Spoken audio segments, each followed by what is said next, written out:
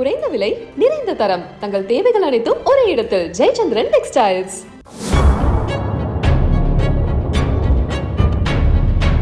ஆத்திரத்தில் அசாம் இளைஞர் போட்ட அதிர்ச்சி திட்டம். கண்ணீர் விட்டு கதறும் குழந்தைகள். அதிர்ச்சியில் உறைந்த கரூர் மாவட்டம். கரூர் மாவட்டம் வேலாயுதம் பாளையத்திற்கு அருகே அமைந்துள்ளது மூலிமங்கலம் கிராமம். இந்த பகுதியில் தான்யா பயோ எனர்ஜி என்ற மரப்பட்டைகளை பவுடர் செய்யும் தனியார் தொழிற்சாலை ஒன்று செயல்பட்டு வருகிறது. இந்த நிறுவனத்தில் ஏராளமான வடமாநில தொழிலாளர்கள் வேலை செய்து வருகின்றனர்.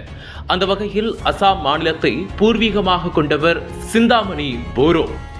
44 வயதான இவர் அசாமில் பாஷா மாவட்டத்தில் தனது கணவர் பாலு ராம்கமல் என்பவருடன் வாழ்ந்து வந்தார். இந்த தம்பதிக்கு 2 மகன்கள் உள்ளனர். இந்த நிலையில் ஆரம்பத்தில் ஒற்றுமையாக இருந்த இவர்களது குடும்பத்தில் காலப்போக்கில் சிறு சிறு விரிசல்கள் ஏற்பட்டு வந்துள்ளது.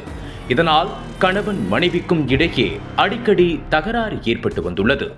ஆனால் நாளுக்கு நாள் இவர்களுக்குள் ஏற்பட்ட பிரச்சனைகள் ஒரு கட்டத்தில் உச்சத்தை எட்டியது. இதனால் விரக்தியடைந்த சிந்தாமணி கடந்த 6 மாதங்களுக்கு முன்பு கருத்து வேறுபாடு ஏற்பட்டு தனது கணவரை விட்டு பிரிந்தார். அதன் பிறகு தனது 2 மகன்களையும் அழைத்துக் கொண்டு அசாமில் இருந்து கரூருக்கு வந்துள்ளார்.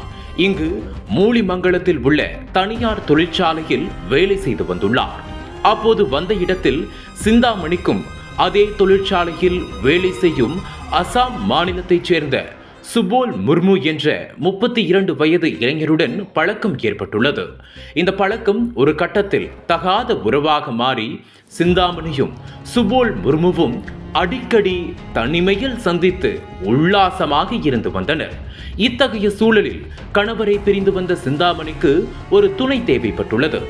அதனால் தன்னுடன் நெருங்கி பழகி வரும் சுபோல் முர்முவிடம் தன்னை திருமணம் செய்து கொள்ளும்படி சிந்தாமணி கேட்டுள்ளார்.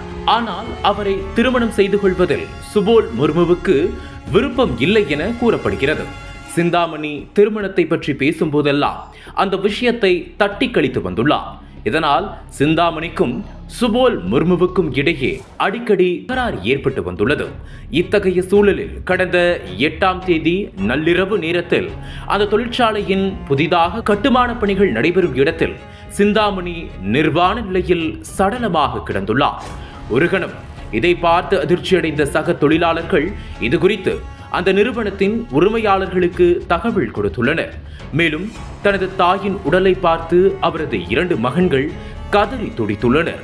அதைத் தொடர்ந்து இந்த விவகாரம் குறித்து வேலாயுதம் பாளையம் காவல் நிலையத்தில் புகார் அளித்தனர்.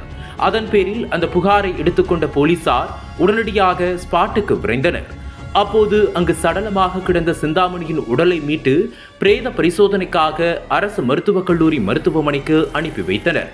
இந்த நிலையில் இச்சம்பவம் குறித்து வழக்கு பதிவு செய்த போலீசார் இது தொடர்பாக விசாரணை மேற்கொண்டு வந்தனர்.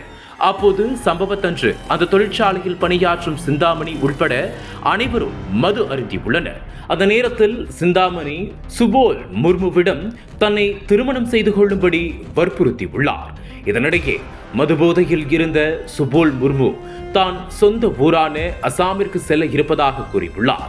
இதனால் இருவருக்கும் இடையே தகராறு ஏற்பட்டுள்ளது.